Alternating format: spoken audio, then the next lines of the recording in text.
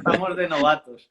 Bueno, Sí, pues total. nada, a ver, se está todavía conectando gente, pero si te parece, dado que hoy hago yo de anfitrión, te voy a presentar.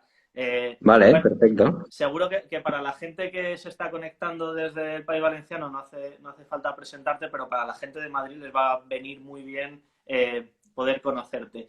Vicent Marza es conseller de Educación, de Deportes y de Cultura de la Generalitat Valenciana. Es miembro de Compromís, sabéis, esto también lo aclaro para la gente de Madrid, que en la Comunidad Valenciana hay un gobierno de coalición entre tres partidos, Partido Socialista, Compromís y Podemos, y que a la gente de Más Madrid, que también será, supongo, la que más nos está escuchando en el día de hoy desde Madrid, pues son un auténtico referente, pero no de ahora, desde hace ya mucho tiempo, porque cuando todavía en España nadie hablaba de gobiernos de coalición y todas estas historias que ahora ya se han puesto más de moda, pues ahí ya estabais haciendo vuestras prácticas y nada, no sé cómo quieres que lo organicemos. Yo te iba a proponer que lo Como hiciéramos quieras. un poco a la madrileña, a lo mejor, que es un poco pues como vamos viendo donde nos vaya a Vale, conducir la perfecto, conversación. encantado. Muy bien, Vale, como quieras. Y un placer también, estar aquí contigo y con toda la gente de Más Madrid, que como sabéis, bueno, ya para nosotros también es un placer poder colaborar y que podamos intercambiar, ¿no? Opiniones y aprendizajes entre todos. Así que un placer estar aquí contigo. genial. Yo creo que nosotros estamos como muy acostumbrados a hablar con nosotros mismos, con la gente de Madrid sobre Sí. todo, pero yo creo que como que en la conversación con gente de otros territorios muchas veces nos ayuda un poco pues a entender cuál es la situación que tenemos y sobre todo cuál es la percepción que tienen de lo que nosotros estamos haciendo y de la realidad regional nuestra, en este caso, pues otros compañeros que están en otros lugares. Así que en ese sentido, pues yo creo que puede ser muy, muy interesante. La primera pregunta que te quería así como lanzar, que había pensado como para abrir la conversación, era bueno que nos contaras un poco cómo se vive una pandemia, bueno, seguramente para la que ninguno estábamos preparados, sobre todo mentalmente, ¿no? Porque efectivamente Realmente. nadie había pasado por esto antes, pero cómo se vive en la Comunidad Valenciana y cómo se vive, ya digo, con responsabilidades de gobierno, en un gobierno de coalición como el vuestro. Bueno, nosotros, la verdad, yo estoy viviendo en el despacho, o sea, mi casa se ha convertido en el despacho, estoy aquí todo el día y, bueno, hasta tardísimo, pues no se vive con toda la responsabilidad de intentar hacer todo lo mejor posible, pero la verdad es que, bueno, nosotros vemos que si uno tiene que poner al centro las prioridades a las personas, ¿no? Pone al centro el que todo lo que hagamos tiene que servir para que nadie se quede atrás, pues bueno, es verdad que hay mucho trabajo, es verdad que uno no para de buscar soluciones, de intentar siempre con la sensación de no llegar a todo, porque es así, no se puede llegar a todo, ¿no? Pero sí que es verdad que estamos con la tranquilidad de saber que lo estamos dando todo y que todo lo que estamos haciendo lo podemos explicar delante de quien sea, donde sea y con la tranquilidad de que estamos haciendo lo que hemos dicho que hemos venido a hacer. Y yo creo que eso es una de las cosas que más tranquilo uno puede dejarle, ¿no? Yo duermo muy tranquilo, duermo muy poco, pero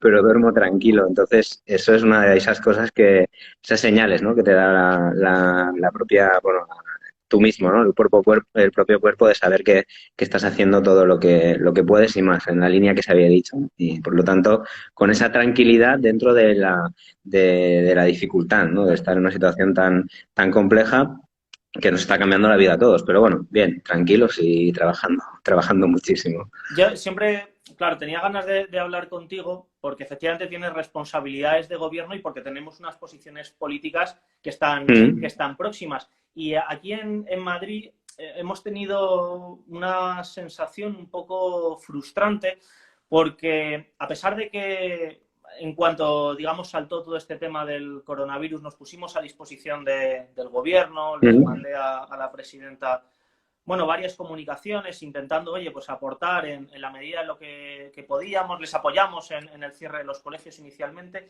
y la única condición que le pusimos al gobierno, yo creo que fuimos generosos, no sé, ahora me confirmarás tú que estás en un gobierno, pero lo único que le pedimos al gobierno era que pudiéramos mantener a lo largo de las semanas que venían por delante, que ya apuntaba a que iba a ser una situación compleja, que pudiéramos mantener pues una relación fluida, una conversación honesta, siendo que, bueno, es normal que no estemos de acuerdo en algunas cosas, porque, Claro. en fin, eso es la democracia y eso es la política, pero que por lo menos pudiéramos tener una conversación fluida. Y desgraciadamente no ha sido posible.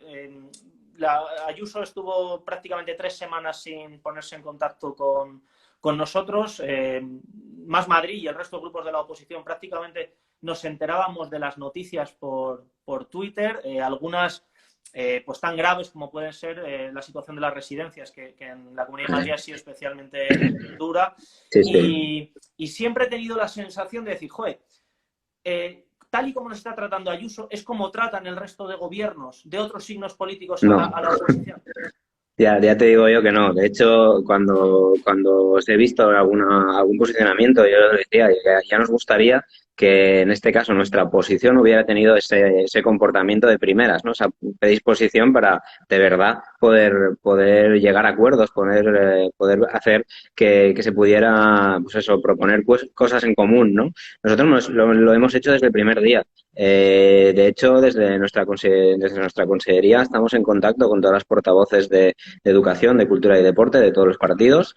Lo hacemos a diario. De hecho, todo aquello que estamos haciendo lo vamos pasando. Si no directamente yo, cuando no puedo, pues mi equipo desde parlamentario están hablando con ellas. De hecho, algunas de las cosas que hemos hecho, y no tengo ningún rubor en decirlo, al contrario, pues son por aportaciones de la oposición. Ya. Y hemos llegado a acuerdos por ejemplo, en el sector del transporte escolar, ¿no? Que nos dijeron de la oposición que habían cosas que se habían quedado un poco flojas. Pues bueno, hablamos con ellos a través de la oposición. Quiero decir que hemos llegado a muchos acuerdos. De hecho, conseguimos una cosa bastante inédita, que es que hicimos un decreto ley de medidas urgentes para hacer frente a esta emergencia y, bueno, pues conseguimos que votaran todos a favor. Y ellos mismos lo dijeron que era porque se veían reflejados en ese decreto ley, porque había entrado, ¿no? Luego les llamaron de Madrid, y me sabe mal decirlo así, pero no digo de Madrid como ciudad, sino yo digo con sus sedes, las sedes, ¿no? Centrales de cada partido, y les dijeron que no podía ser eso, ¿no? Que ya estaba bien de votar con gente como nosotros, y vimos el cambio radical, ¿no? Justo esta semana empezaron ya a lo de siempre, ¿no? Al politiqueo y no a la política, a no dar soluciones y buscar soluciones conjuntas, sino a seguir ahí, ¿no? Dando guerra porque sí, y con cosas totalmente inconsistentes, ¿no? Por eso yo creo que hay otra forma de hacer política también desde el gobierno y desde la oposición, como estáis haciendo vosotros, para de verdad buscar soluciones, y eso es lo que hacemos, ¿no? Y creo que es importante que se den esos ejemplos y que es posible y con eso mejoramos, ¿no? Y eso es interesante. De hecho, todas las semanas el presidente también habla con las portavoces y los portavoces de los diferentes grupos, y nosotros lo hacemos también. Y yo mismo ayer, por ejemplo, fui a las Cortes Valencianas porque lo pedí yo. O sea, yo pedí comparecer en las Cortes para poder explicar lo que estoy haciendo y que los grupos pudieran preguntar y proponer y criticar desde la divergencia ideológica, que es lo que para ellos no lo hacemos bien. Claro, es que fíjate, para nosotros el mero hecho de intentar que un consejero de educación, por ejemplo, Mm. como tenemos nosotros también en la Comunidad de Madrid, que vaya a la Asamblea de Madrid a dar explicaciones sobre su gestión, sobre pues oye, el escándalo que hemos tenido, por ejemplo, con el tema de Telepizza u otros tantos que ha habido en Sí. el ámbito educativo, lo hemos solicitado bueno, la Asamblea de Madrid ha estado cerrada hasta hace 2 días y por el momento no permiten que comparezca absolutamente nadie. Y es verdad que eso pues dificulta mucho la tarea de la oposición, pero al final eso es lo de menos, ¿eh? O sea, que a mí eso no es lo que más me preocupa. Lo que más me preocupa es que, en definitiva, se erosiona mucho la democracia y mucha Claro. gente que a lo mejor busca en la política, en un momento especialmente difícil como este, pues encontrar soluciones, ver reflejados sus planteamientos, decir, joder, no estamos solos encerrados en casa, sino que hay gente que está velando por mis planteamientos e intentando que se conviertan en políticas públicas. Eso no lo consigue, ¿no? Y digamos que yo creo que este tipo de cerrazón de algunos gobiernos, de alguna manera lo que provocan es como una cierta sensación de orfandad en una parte de la población. Y eso yo creo que es súper grave. Nosotros aquí en Madrid, tú hablabas hace un momento del tema de las formas en política, ¿no? Porque no simplemente son las medidas que se están adoptando, que son súper importantes y que que seguro que ahora podremos comentar alguna. Pero son también las formas. Nosotros aquí en la Comunidad de Madrid, sabes que somos una región un poco singular en la que tenemos un ayuntamiento, que es el Ayuntamiento de Madrid, que es la mitad de nuestra población, y luego tenemos la Comunidad de Madrid, que también tiene muchos otros municipios. Y en el Ayuntamiento de Madrid es verdad que se ha dado una dinámica política diferente. Se ha reflejado mucho en algunos medios de comunicación que el alcalde Almeida, que también es del Partido Popular y que también ha cometido muchos errores, el otro día le vimos repartiendo bocadillos de calamares con Ayuso, o sea que, en fin, tampoco vamos a pasarnos de generosos, pero es verdad que han conseguido tener una armonía política mayor, han conseguido tener un estilo más dialogante, más cercano, más parecido a lo que yo creo que la gente demanda en estos momentos. Y sin embargo, en la comunidad ha sido absolutamente imposible. Y reflexionábamos el otro día, muchos compañeros de Más Madrid, que esto probablemente tiene que ver con una parte de la herencia del gobierno de Manuela Carmena, ¿no? Al final, los buenos gobiernos son los que yo creo que en última instancia, cuando se van, porque todos los gobiernos llega un momento que terminan, cuando se van son capaces seguramente de haber dejado una cultura democrática, unos valores, unos principios que perviven más allá de que uno esté en el poder o que esté en la oposición. Y sin embargo, en la Comunidad de Madrid se da la situación totalmente contraria, porque llevamos 25 años de gobiernos del Partido Popular. De esto yo sé que también la gente en Valencia un poquito, sabemos un poquito de eso, como el nuestro. Pero bueno, esa reflexión quería compartirlo un poco contigo, ¿no? Sí.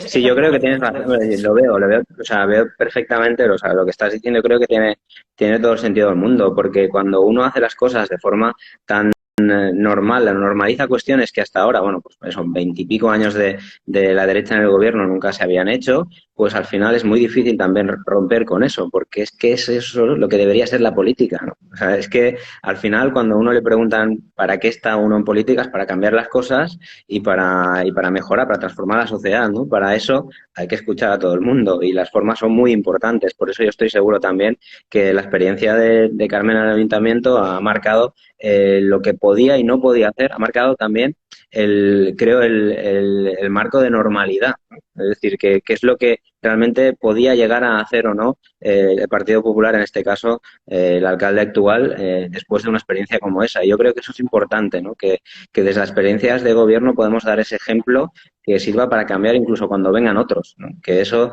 todavía de otras latitudes ideológicas, ¿no? Y eso todavía es más interesante, ¿no? Yo ahí, en lo que decías del trato, ¿no? De la oposición y de lo que decías de Ayuso, ¿no? Claro, desde aquí, de verdad, o sea, ha sido un constante pasar vergüenza de ver cómo una representante pueda ser así. No me imagino desde la propia comunidad, ¿no? Y veo vuestros posicionamientos y de verdad es que me parece increíble tener que padecer eso, ¿no?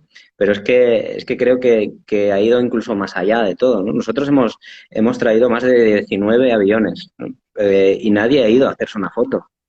O sea, han ido llegando los aviones y los hemos ido trayendo a los hospitales con el material de protección de forma directa y no hemos ido allí a hacer fotos porque estábamos trabajando para que vinieran, ¿no?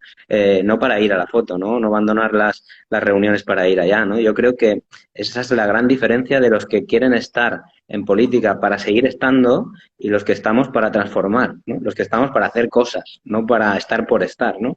Y yo creo que esa dimensión es muy importante ponerla en valor y practicarla, ¿no? Que lo hemos dicho siempre cuando estamos en campaña, lo decimos cuando hablamos con la gente, pero bueno, es posible hacerlo y llegar a soluciones que de verdad pongan al centro al conjunto de la ciudadanía. No, la verdad que es admirable escucharte. Yo me imagino que, claro, vosotros que estáis ahí, estáis en realidad imbuidos ya en toda esta dinámica, tomando decisiones y con ese espíritu en el día a día, pues a lo mejor no sois conscientes, pero que de verdad que genera mucho orgullo desde la distancia escucharte hablar y las cosas que estáis haciendo con esa ética que a lo mejor no es tan habitual en la política contemporánea, pero que yo creo que es muy valorada por los ciudadanos en general. O sea, que yo creo que es positivo. Hoy en Madrid hemos tenido, vamos, está ahora en la televisión en estos momentos, hemos tenido una situación un poco extraña. Quería también saber un poco cuál es la situación que tenéis en Valencia respecto del paso a la fase 1, ¿no?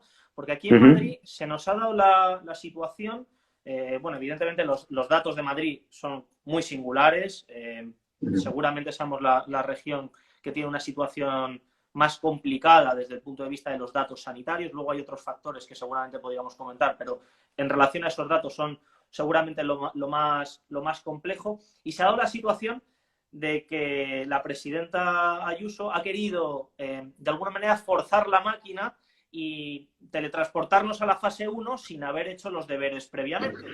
Y yo ahí, claro, hacía la reflexión antes, joder, todos queremos estar en la fase 1.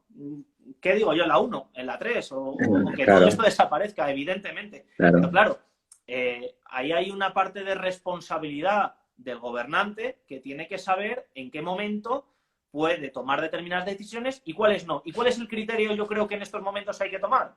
Pues el de los que saben, el de los técnicos, porque, claro, digamos, recogiendo un poco el espíritu de tu anterior intervención, es que, o sea, de alguna manera no podemos convertir la pandemia o la gestión de la pandemia en una cuestión como de disputa partidista que esté por encima de algunos valores que yo creo que de alguna manera tienen que ser universales, de ética y de decir, oye, hay que tomar las decisiones que hay que tomar por el bien de la ciudadanía con independencia de quién te haya votado o quién te haya dejado de votar, ¿no? Y nos hemos encontrado en la Comunidad de Madrid con una situación que está generando muchísima inestabilidad y mucha preocupación en la gente, que es bueno, lo llaman dimisión, es el cese en realidad de la directora general de Salud Pública, que para la gente que nos escuche y que a lo mejor no tiene el organigrama de la administración en la cabeza, es una de las máximas autoridades desde el punto de vista sanitario en una región, y la hemos encontrado en su dimisión repentina porque no quería firmar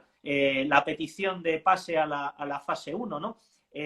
Bueno, me gustaría saber, digamos, cómo habéis visto esto desde Valencia, porque estamos verdaderamente preocupados por la imagen que se está trasladando de Madrid al resto del Estado y si vosotros vais a pasar a la fase 1 o cómo está un poco este tema. Sí, bueno, primero que nada, la imagen, pues más que lamentable, ¿no? Pero es que yo creo que degrada el sistema democrático y la toma de decisiones. Y es que en una situación como esta, el orden de prioridad de la toma de decisiones se tiene que estar muy claro. Es que primero son las personas y los criterios sanitarios de salud pública y luego ya vendrá lo demás, ¿no? Y lo tenemos clarísimo para eso. Y para eso hay que escuchar a la gente que es experta y dejarse de oráculos y de gente que de repente saben todos de epidemiología y saben nadie pueden dictar sentencias, ¿no? Para decir, bueno, se tiene que hacer esto, lo otro. Bueno, escuchen, vamos a escuchar a la gente que sabe y a partir de su criterio organizamos todo lo demás, ¿no?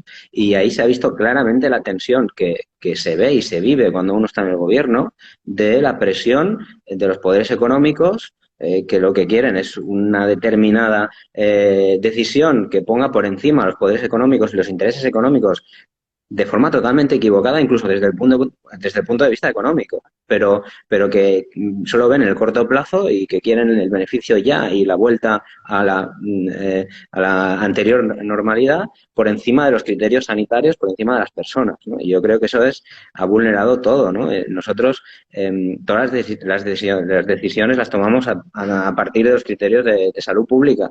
De hecho, antes de hacer cualquier paso, nosotros hablamos con la Consejería de Sanidad, con el Departamento precisamente de Salud Pública, con la Directora General de Salud Pública, que es la que han dicho que ha dimitido, ¿no? La han hecho, evidentemente, cesar por después de haber hecho lo que ha hecho, que es lo que tenía que hacer, ¿no? Poner por encima el criterio técnico y sanitario y no otro. Y a partir de ahí es cómo vamos haciendo las diferentes decisiones, ¿no? Por eso yo creo que es importante que eso no se pierda de vista y que no se normalice, ¿no? Porque es que es como que el político puede decir y hacer y luego pasa y no pasa nada, ¿no? Es normal, hay que poner la economía por encima de las personas. Oye, he escuchado antes, ¿no? Como que se había reunido con la presidenta Ayuso, ¿no? Vuestra presidenta Sí, sí, había sí. dicho que se había reunido con sectores económicos y que tenía claro que había que abrir, ¿no? Que tenía que pasar a la fase 1, aunque no estuviera todo muy claro desde el punto de vista sanitario. Eso me parece totalmente fuera de lugar como responsable de una institución, ¿no? Nosotros lo hacemos de forma totalmente contraria, lo tenemos, cumplimos todos los requisitos, es lo primero que hemos estado mirando. Tenemos las reservas suficientes no solo de camas UCI, también de atención primaria y también para hacer el seguimiento, ¿no? Para la trazabilidad de los posibles nuevos contagios, que es lo más importante. Claro. Y para hacer eso solo tiene un secreto, y eso es invertir en sanidad pública. Y para eso, desde que estamos en el gobierno, hemos subido centenares de millones del presupuesto de la salud, de la sanidad pública. De hecho, el otro día tenía acceso a unas estadísticas. Éramos los que porcentualmente más hemos subido en los últimos años la inversión en lo público. De hecho, hemos revertido incluso desde lo privado a lo público. Creo que eso no había pasado en España nunca. Un servicio que se había privatizado de salud lo hemos revertido a lo público, y una de las primeras decisiones que tomamos cuando empezó esta pandemia, esta situación de confinamiento, fue poner a disposición todo el sistema privado a disposición del sistema público. He visto, ¿no?, que tenéis hospitales privados que estaban sin camas, cerrados, ¿no? Sí, sí. Espacios, alas enteras que estaban cerradas. Pues bueno, aquí lo primero casi la primera decisión fue someter esa sanidad privada al interés de la sanidad pública y dentro del organigrama de control de salud pública, precisamente, ¿no?, de la Dirección General, que es la que tenía que dirigirlo todo y coordinarlo todo. Y así lo hemos hecho. Es verdad que hemos hecho también muchas inversiones, no solo con los aviones que han ido llegando, sino también incluso con hospitales de campaña, con previsión, que por suerte no hemos tenido que utilizar. Y eso creo que es una buena señal. O sea, hemos ido intentando ir por delante del escenario Claro. y hemos ido planificando escenarios posibles y haciéndolos efectivos por si llegaba el caso.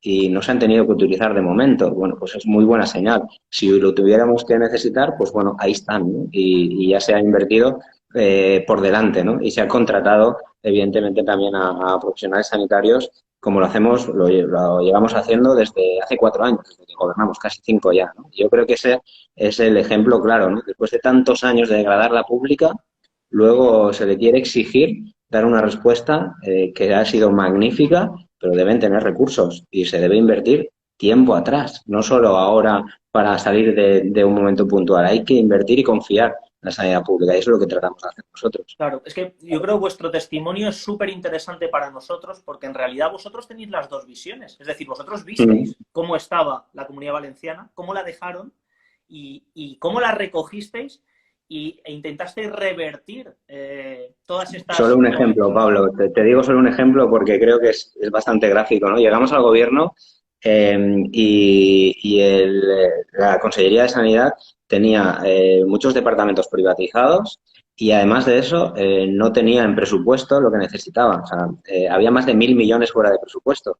Pues bueno, hemos subido esos millones y estamos haciendo una inversión para que realmente tengan la inversión necesaria para seguir creciendo, no solo en infraestructuras, en equipamientos, sino también evidentemente en personal. Si no, no se puede hacer. Yo mismo, ¿no?, desde nuestra consellería, cuando llegamos nosotros, acababan de echar a 5.000 profesores a la calle. 5.000 maestros y maestras a la calle de la escuela pública. Bueno, pues ahora son más de 8.000 los que hemos contratado. O sea, tenemos ya más profesorado que antes de los recortes. Y el otro día en las Cortes yo mismo fui y comparecí y dije que para esta situación ahora hay otra crisis social. La receta es que haya más profesores y que sigamos hacia adelante, no lo contrario, para poder de verdad atenderlos mejor, ¿no? Y allí mismo dije que si en algún momento alguien decía que teníamos que volver a las recetas antiguas, pues que yo me iba a ir, que eso no lo íbamos a hacer, ¿no? Y que aquí no hemos venido para poner parches en esta situación, al contrario, a transformar la sociedad. Y eso pasa por unos buenos servicios públicos, ¿no? Claro. Ahora se hablaba, por lo menos aquí en Madrid, se está hablando mucho de todo esto del plan de reconstrucción. Claro, lógicamente vamos poquito a poco comiéndole terreno al virus y empezamos todos a pensar, lógicamente, en cómo vamos a salir de esta. Ya no desde el punto de vista sanitario, sino desde el punto de vista social. Ahí seguro que hay muchas cosas que tocan directamente con tu área y con tu ciencia en estos momentos en el gobierno, ¿no? Y nosotros aquí en Madrid, a pesar de que estamos en la oposición, hemos dicho sí, queremos hablar y queremos discutir porque efectivamente tenemos que llegar a un acuerdo para intentar reconstruir la Comunidad de Madrid, en vuestro caso, la Comunidad Valenciana. Pero claro, queremos hablar para hacer una cosa diferente a las medidas que seguramente nos han traído hasta aquí. No porque esas medidas hayan provocado el virus viene aparte, pero evidentemente el virus ha encontrado en determinadas políticas un aliado perfecto.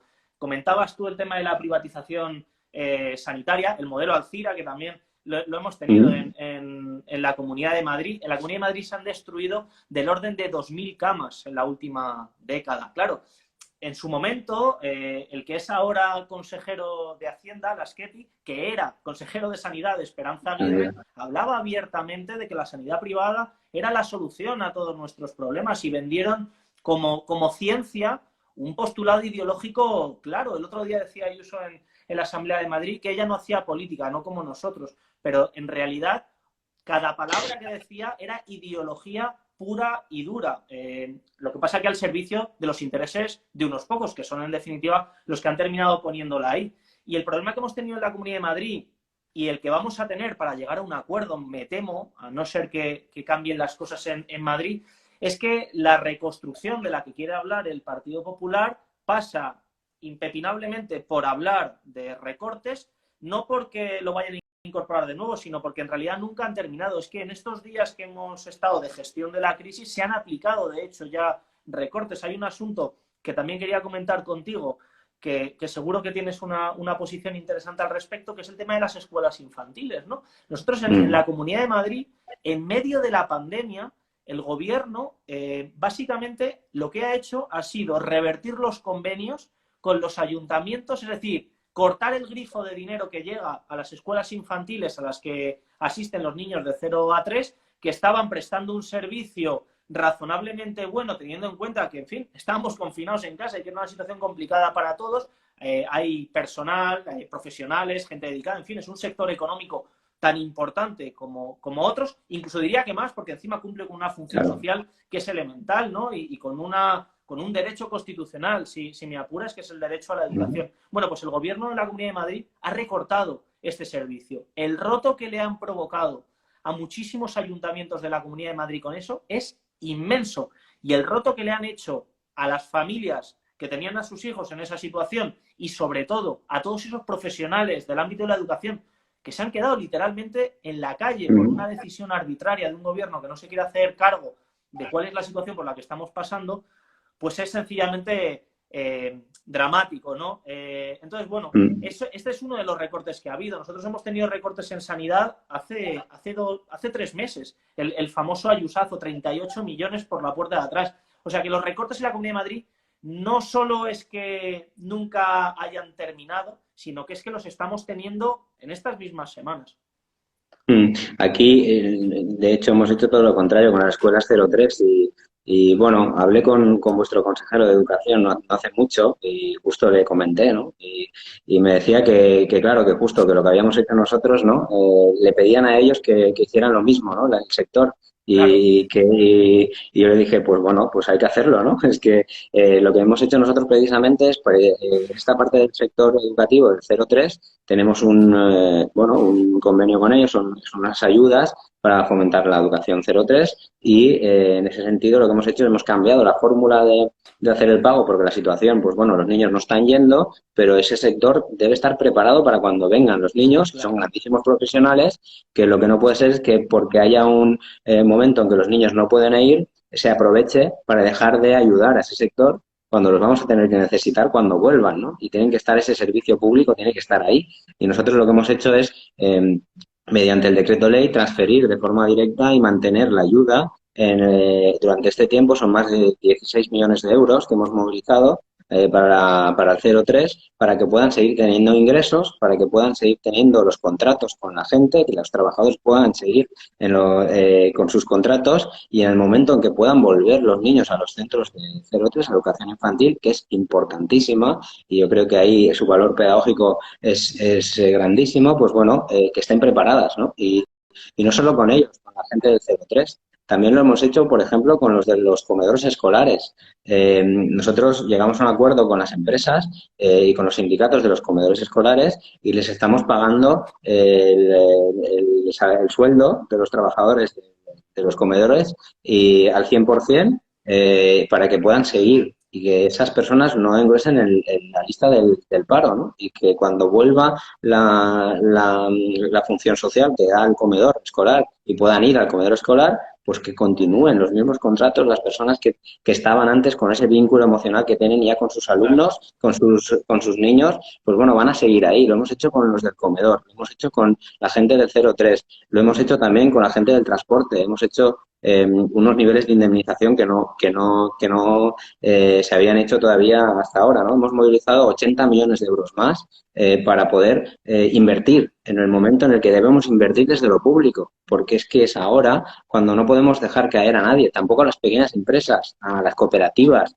El mundo del 03 está lleno de cooperativistas, de mujeres que se han juntado entre ellas para dar ese servicio y que luego les dejan atrás y de esa manera en una situación tan vulnerable, ¿no? Por eso nosotros hemos cambiado la fórmula, pero sigue llegando el dinero. ¿Para qué? Para que puedan estar, ¿no? Y eso es, yo creo que una manera de afrontar esta situación para que cuando salgamos de la situación sanitaria, la crisis social y económica pues sea mucho mejor, mucho menor y que estemos en mejores condiciones. Es cambiar el paradigma. O sea, las recetas del austericidio que se aplicaron en la anterior crisis económica financiera las tuvimos que pagar el conjunto de la sociedad, la mayoría trabajadora, y no la pagaron los que la generaron. Pues ahora tampoco la tenemos que pagar el pueblo, tampoco la tenemos que pagar los que la pagamos en ese momento, y lo que tenemos que hacer es invertir desde lo público para salvar, para recuperar, para rescatar a las personas, para que luego puedan por ellas mismas también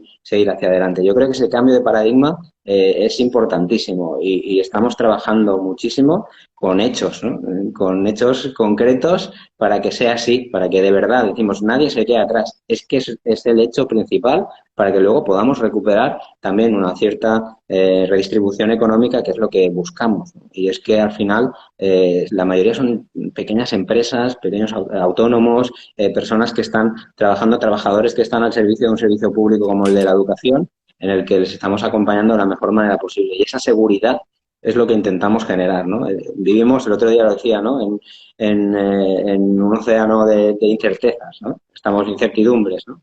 Es todo incertidumbre, ¿no? Pues qué menos que desde lo público generemos esas seguridades y para ello, pues bueno, hay que invertir, hay que olvidar las recetas del pasado del mundo neoliberal y poner en práctica las que hemos dicho que son capaces de dar soluciones y las dan. Y por ello vemos que hay mucha gente aquí que incluso no nos ha votado y que vienen de otras latitudes ideológicas que nos están diciendo que, bueno, que no se esperaban nunca que un gobierno como nosotros les estuviéramos dando una solución así y que cumpliéramos lo que habíamos dicho.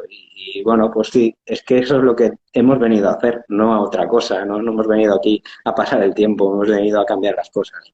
Nada, me quedo totalmente con esa frase que decías, ¿no? De pasar de las palabras a los hechos, porque yo precisamente el otro día en un debate con Ayuso es exactamente lo que yo le decía. Yo le decía, porque ella está todo el rato lamentándose de lo difícil que es su posición y yo, en cierta medida, me hago cargo, pero no de la Claro, suya, sí. de la vuestra también, de quienes tienen que tomar las decisiones en un momento difícil.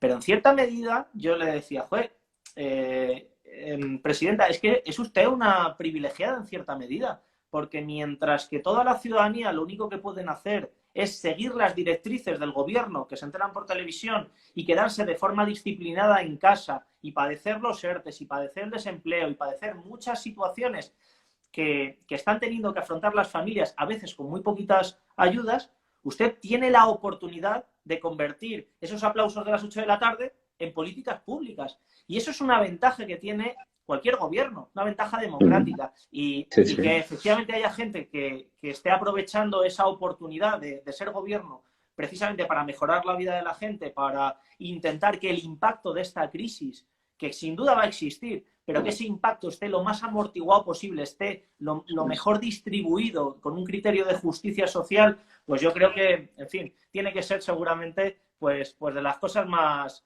gratificantes. Yo sé que nos vamos haciendo ya tarde, no sé cómo es en Valencia el tema de los aplausos, pero en Madrid es casi ya un tema religioso, o sea que no se puede Sí, sí, faltar de ninguna no, hay manera. que cumplir, eso no se puede faltar. Vale, o sea que es igual entonces. Pero Claro. no quería que cortáramos la conversación sin preguntarte por una de las cosas que yo creo que vosotros habéis solucionado mejor y que al menos nosotros hemos recurrido a vuestra fórmula sistemáticamente para explicar en Madrid lo que se podría hacer. Y es el tema de la alimentación en los comedores. Nosotros en Madrid nos encontramos de la noche a la mañana con una situación que nosotros no esperábamos, que era la del cierre de los colegios. De repente se cerraron todos los colegios y el gobierno de la Comunidad de Madrid no tenía planteado ninguna solución para el tema de la alimentación. Y en la Comunidad de Madrid hay del orden de 11.500 niños que son beneficiarios o forman parte de las familias que son beneficiarias de la renta mínima de inserción. Es decir, son niños que pertenecen a familias que tienen una situación social y económica muy comprometida. Y sobre la mesa había muchas alternativas para solucionar eso. La primera de ellas era, en vez de rescindir los contratos con los comedores, haber buscado empresas pequeñas, catering, que existían todas estas, y haber garantizado el servicio en las mismas condiciones en las que se estaba prestando. Y era perfectamente posible. Había muchas otras opciones, entre ellas creo que la vuestra, ¿no? Que es la de la tarjeta monedero, que a ver si ahora me pudieras comentar un poco cómo es, también para que la gente que nos escucha lo pueda conocer de primera mano. Y finalmente nos encontramos con una situación dantesca desde todo punto de vista, que ha sido criticada por Save the Children, que ha sido criticada por el Colegio de Nutricionistas, por organizaciones que llevan décadas dedicadas a la infancia y a la nutrición, que ha sido la de condenar a los niños madrileños más vulnerables a estar 7 semanas, llevan por ahora, yo creo que van a ir hasta las 9 semanas, comiendo comida basura de algunas cadenas bueno, muy conocidas en este país. El nivel de indignación que ha habido en la Comunidad de Madrid con esta cuestión, yo creo que ha llegado a unos niveles inmensos. La situación de vernos en la Asamblea de Madrid debatiendo sobre esto, diciéndole, presidenta, no es que no haya soluciones, es que hay alternativas, son estas, las están haciendo, por ejemplo, en Valencia, pero si no le gusta a la valenciana, utilice otra, pero hay muchas soluciones. Y que la presidenta nos lea con toda la impunidad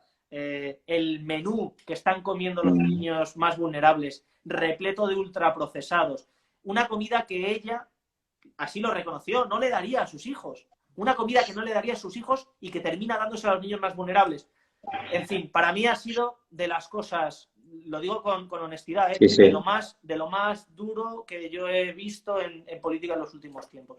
Sí, no, es desgarrador ver cómo estigmatizan también a una población que en su momento ya tiene bastante con tener lo que tiene, la situación que tiene de exclusión social, como para que encima les tengan que señalar de esa manera en la que sabe perfectamente el que va a recoger allí la comida y encima degradándolos de esta manera. Yo me ponía nervioso, no podía aguantarlo, lo tengo que reconocer, cuando veía a Ayuso defendiendo esta medida y un poco también algunos argumentos que han utilizado, ¿no? Es como que ¿de qué te quejas si no tendrían nada? Es esto o nada, ¿no? Es como si aún hago mucho, ¿no? Es como eso de darles un poco con desprecio al que no tiene, ¿no? Y yo creo que eso ha sido de verdad repugnante, ¿no?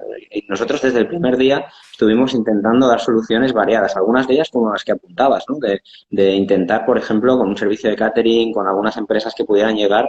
Nuestra dificultad es, geográficamente tenemos una dificultad respecto a la vuestra, y es que tenemos una comunidad, un país, el país valenciano muy alargado, ¿no? Que tiene mucha dispersión también poblacional, y era muy difícil entrar con una empresa que pudiera dar de comer, dar esos menús a todo el mundo, pero sí que lo buscamos la solución y estuvimos hablando con diferentes empresas de supermercados, de logística, hablamos con todos y al final llegamos a la solución con precisamente una empresa de valor cooperativo, como es la cooperativa Consum, de economía social, y con ellos lo que llegamos al acuerdo era que íbamos a mandar a los móviles de las familias directamente un mensaje para que pudieran cambiar cada 15 días por 60 euros, por valor de 60 euros, comida en los supermercados de Consum.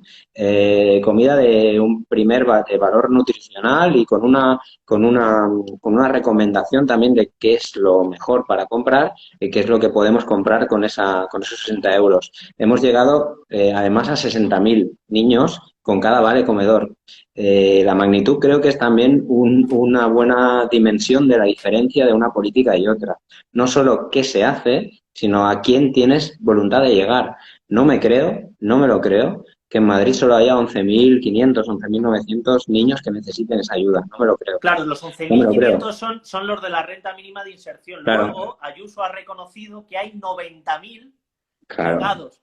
Esos claro. 90.000, desde el primer día dijo, yo de esto no me hago cargo, tengo otros asuntos Pues, más importantes. y, Y digo, hombre, pero es que no, pero es que encima es que lo que no se entiende, pues, lo que estabas diciendo antes, ¿no? Que los recortes han continuado y es que lo han continuado haciendo ahora. Esas becas las tenían presupuestadas. ¿Qué claro, están haciendo con ese dinero? No, no, no tiene ningún sentido. Nosotros lo que hemos hecho es las becas que teníamos, hemos dedicado el dinero de las becas para hacer otra fórmula que llegue a 60.000 niños que tenían el comedor gratuito. Son 60.000 niños que tenían el 100% de beca comedor. Y además hemos arbitrado otra solución para todos los otros niños que tenían becas parciales, becas que no llegan al 100%, pero que también tienen becas. Por lo tanto, el 100% de los niños con becas han tenido una solución y los del 100% tienen 60 euros que llegan directamente a su móvil y lo hemos hecho con Consum, entre otras cosas porque uno cuando es socio de Consum, es cooperativista, le llega a su casa el descuento, ¿no? El bono descuento. Por lo tanto, igual que va un cooperativista socio y da el bono de descuento para que le retire una parte del dinero, pues directamente estas personas, sin que nadie sepa que son personas que han recibido y por lo tanto no se estigmatizan de que han recibido esa ayuda, pues bueno, van al supermercado de Consum, compran lo que necesitan con el móvil y se les descuentan el 60 euros del total de la compra que deberían haber hecho, ¿no? Lo hemos hecho ya en 2 ocasiones, lo vamos a hacer ahora una tercera, o sea, hemos mandado ya 60.000 una vez, 60.000 otra vez y ahora la tercera vez, que son más de 14 millones de euros lo que estamos invirtiendo y sobre todo estamos viendo que está llegando al conjunto de la población que lo necesita en un momento como se necesita ahora de que nadie se quede, como decíamos, atrás. Y yo creo que soluciones hay y nosotros hemos encontrado esta con un gran esfuerzo por parte de Consum, que, bueno, han trabajado muchísimo, de verdad, se ha notado que son una cooperativa y que se lo creen, ¿no? Que ellos mismos también tienen ese modo de funcionar entre ellos, ¿no? Pero hemos demostrado que se puede llegar y sin dejar atrás a los demás, los de la beca parcial también, y para que podamos también que no tengan esa situación bueno, desequilibrio nutricional que están viviendo los niños ni de estigmatización, ¿no? O sea, es que es ir más allá, ¿no? Y yo creo que eso es importante ponerlo en valor también, y el número que decía antes, ¿no? Claro, nosotros cuando llegamos al gobierno no había becas del 100%, lo digo porque hemos sufrido lo mismo que vosotros. Cuando llegamos, lo primero que hice como diputado era precisamente pedir que los niños tuvieran becas del 100%, porque antes les hacían pagar siempre una parte, cuando hay niños que no pueden pagar nada en claro, sus es la familias. situación que tenemos en ¿No? Madrid. Es la más general Claro. es esa, se paga una parte y la otra no. Pues nosotros hicimos el 60.000 niños ahora que tienen el 100% y el resto que tienen parcial de forma muy paulatina, ¿no? Para que pueda llegar incluso a, pues eso, a las clases medias empobrecidas que por la anterior crisis se quedaron totalmente atrás, pues que también tuvieran ayuda, ¿no? Son más de 140.000 niños, cuando llegamos eran, pues bueno, menos de la mitad de los que ahora tienen la beca. Bueno, pues no sé, da un gusto tremendo escucharte. Vamos, no sé cómo lo verás tú. Para mí, desde luego, personalmente es súper inspiradora la conversación.